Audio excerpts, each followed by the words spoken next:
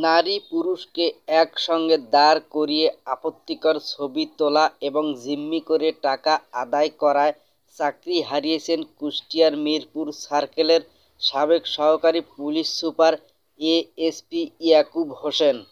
রোববার ৩০শে জুন স্বরাষ্ট্র মন্ত্রণালয়ের জননিরাপত্তা বিভাগ থেকে এ সংক্রান্ত একটি প্রজ্ঞাপন জারি করা হয়। প্রজ্ঞাপনে বলা হয়, ২০১৯ সালে সহকারী পুলিশ সুপার ইয়াকুব হোসেন কুষ্টিয়া জেলায় মিরপুরের সার্কেলের দায়িত্বে ছিলেন।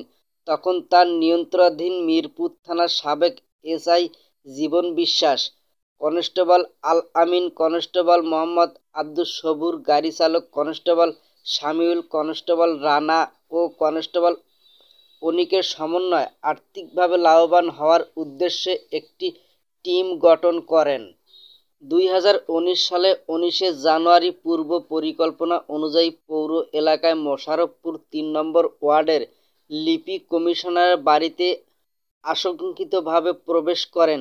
সেখানে এক নারীর সঙ্গে মোহাম্মদ আশরাফ হোসেন ও মোহাম্মদ শামীম রেজার অবস্থান করাকে অবৈধ কাজে অভিযোগ তুলে হ্যান্ডকাপ পরিয়ে বেধড় মারপিট করেন। পরে তাদের অর্ধনগ্ন অবস্থার ছবিও তোলেন। পরবর্তী সময় মিরপুর বাজারের বিকাশ ব্যবসায়ী সোহেল রানার মাধ্যমে অভিযোগকারীদের পক্ষ থেকে ১ লাখ টাকা নিয়ে তাদের ছেড়ে দেন। বিষয়টি নিয়ে ভুক্তভোগী আশরাফ পুলিশ সদর দপ্তরে অভিযোগ করেন।